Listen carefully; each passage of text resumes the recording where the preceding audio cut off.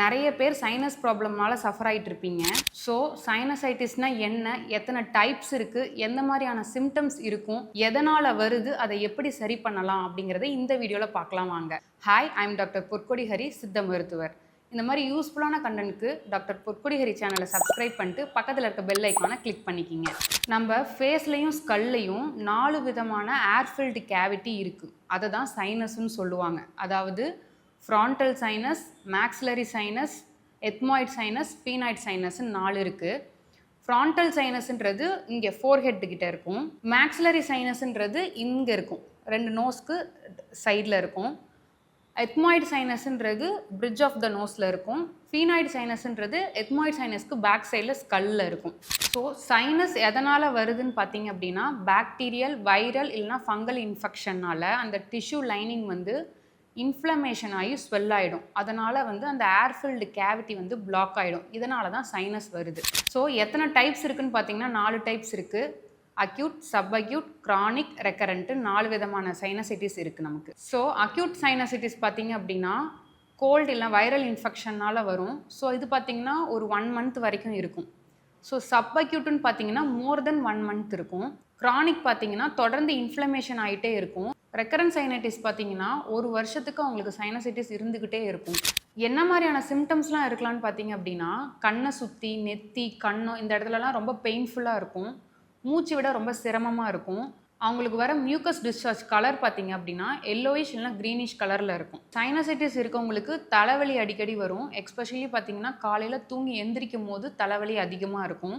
Sometimes சிலருக்கு வந்து cough வரலாம், த்ரோட் இன்ஃபெக்ஷன் வரலாம், ஃபீவர் வரலாம். அவங்களோட ப்ரீத் வந்து பேட் ப்ரீத்தாக இருக்கும். எதனால் இந்த சைனசைட்டிஸ் ப்ராப்ளம் வருது அப்படின்னு பார்த்தீங்க அப்படின்னா, காமனாக நான் ஃபஸ்ட்டு சொன்ன மாதிரி தான் பாக்டீரியல், வைரல் இல்லை ஃபங்கல் இன்ஃபெக்ஷன்னால் வரலாம். இல்லை அப்படின்னா அலர்ஜிக் ரைனைட்டிஸ் இருக்குது உங்களுக்கு. அதாவது டஸ்ட் அலர்ஜி, இந்த போலன் அலர்ஜி, இந்த மாதிரியான சின்ன சின்ன அலர்ஜி இருக்கவங்களுக்குமே சைனசைட்டிஸ் வரலாம். சிலருக்கு வந்து அனாட்டமிக்கலாக பார்த்தீங்கன்னா நேசல் செப்டம் வந்து டீவியேட்டடாக இருக்கும், அவங்களுக்கும் சைனசைட்டிஸ் வரலாம். இது மட்டும் இல்லாமல் ஆஸ்துமா இருக்கவங்களுக்கு வரலாம், நேசல் பாலிப் இருக்கவங்களுக்கு வரலாம், காங்கோ புல்லோஸாக இருக்கவங்க, கோஆனல் அட்ரீஷியா இருக்கவங்களுக்கு எல்லாத்துக்குமே சைனசைட்டிஸ் ப்ராப்ளம் வரலாம். இன்னும் சில கண்டிஷன்ஸும் பார்த்தீங்கன்னா சிஸ்டிக் ஃபைப்ரோசிஸ் இருக்கவங்களுக்கு சைனசைட்டிஸ் வரலாம். இல்லை அப்படின்னா இந்த மாதிரி பொல்யூஷன் ஒத்துக்காதவங்க, ஏதாவது கெமிக்கல் ஃபியூம்ஸ் ஒத்துக்காதவங்க, பர்ஃப்யூம்ஸ் ஒத்துக்காமல் இருக்கவங்களுக்குமே சைனசைட்டிஸ் வரலாம். இந்த மாதிரி எக்கச்சக்க காரணங்கள் நம்ம சொல்லிக்கிட்டே போகலாம் சைனசைட்டிஸ் வரத்துக்கு. சைனசைட்டிஸ் வந்து சரி பண்ணுறதுக்கு வீட்டிலே செய்கிற மாதிரி ஒரு சிம்பிள் ஹோம் ரெமடிஸ் சொல்கிறேன், நோட் பண்ணிக்கிங்க. ஃபஸ்ட்டு பார்த்திங்கன்னா ஸ்டீம் இன்ஹலேஷன், அதாவது ஆவி பிடிக்கணும். அதாவது இது பார்த்திங்கன்னா ஒரு நாளைக்கு 2 to 3 டைம் ஆவி பிடிச்சிடணும் நீங்கள். ரெண்டாவது பார்த்திங்கன்னா வார்ம் கம்ப்ரஸ். இது வந்து பார்த்திங்கன்னா ஒரு நல்ல க்ளீனான துணி எடுத்துக்குங்க. அதை வந்து வெதுவெதுப்பான தண்ணியில் டிப் பண்ணி புழிஞ்சிட்டு எந்த இடத்துலலாம் பெயின்ஃபுல்லாக இருக்கோ அந்த இடத்துலலாம் ஒரு 5 to 10 மினிட்ஸ் போட்டு ஒத்தி ஒத்தி எடுங்க. இந்த மாதிரி ஒரு நாளைக்கு 2 to 3 டைம் பண்ணிட்டு வந்தீங்கன்னா ஒரு நல்ல ரிலீஃப் கிடைக்கும். சைனசைட்டிஸ் இருக்கவங்க 2 to 3 லிட்டர் ஒரு நாளைக்கு தண்ணி குடிக்கலாம். அந்த தண்ணியுமே வெதுவெதுப்பான தண்ணியாக இருந்தால் இன்னும் பெட்டர். ஆல்டர்னேட்டிவாக பார்த்தீங்கன்னா ஹெர்பல் டீஸ் குடிக்கலாம். இந்த மாதிரி இஞ்சி, துளசி, புதினாலாம் போட்டு கொதிக்க வச்ச டீ குடிக்கலாம்.